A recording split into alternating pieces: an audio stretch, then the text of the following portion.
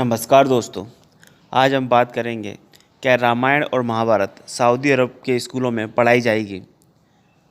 यदि हम बात करें सऊदी अरब की लोकेशन की तो ये है आपका गल्फ रीजन का मैप, जिसमें सऊदी अरब जो है वो एक सबसे बड़ी कंट्री है इन गल्फ रीजन। क्योंकि गल्फ रीजन में जो मुख्य रूप से सभी कंट्रियाँ हैं वो लगभग मुस्लिम कंट्रियाँ हैं और इनमें जो मेजॉरिटी ऑफ पॉपुलेशन है वो आपकी मुस्लिम है। तो ऐसे में जो माइनॉरिटी कम्युनिटी के जो लोग रहते हैं गल्फ रीजन में, उनके लिए जो धार्मिक प्रैक्टिस है वो बिल्कुल प्रोहिबिटेड थी अभी तक।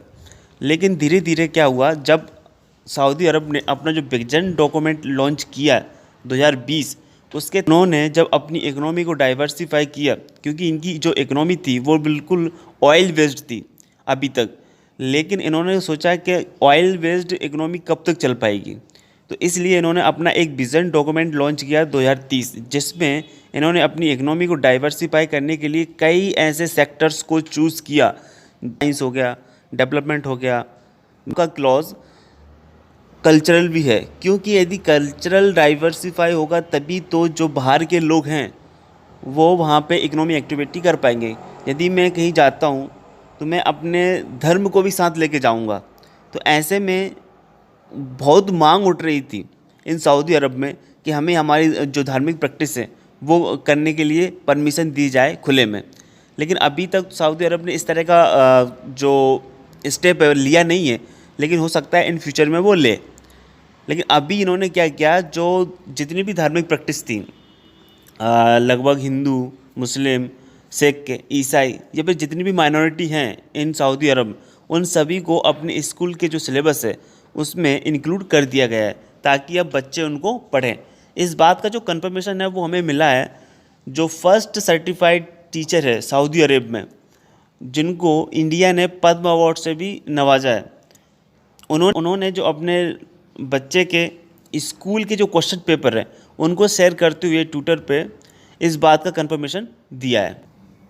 यदि हम बात करें सऊदी अरब और इंडिया के रिलेशन के बारे में कि इससे क्या इम्पेक्ट पड़ेगा, बिकॉज़ इंडिया जो है वो सऊदी अरब का फ्यूचरिस्टिक प्लान है। जो 2030 का जो इन्होंने विज़न डॉक्यूमेंट लॉन्च किया था, उसमें इंडिया को एक इन्होंने मेजर कंट्री के रूप में शामिल किया है, क्योंकि कई ऐसी कंपनीज़ हैं जो इंडिया में इन्होंने इस्टेब्लिश करी हैं। बात करें एक और कंट्री है यूएई, जिसने एक हिंदू टेम्पल बनवाने के लिए गवर्नमेंट सपोर्ट से मंजूरी दी है, जो कि यूएई में पहला हिंदू टेम्पल होगा इस तरह का।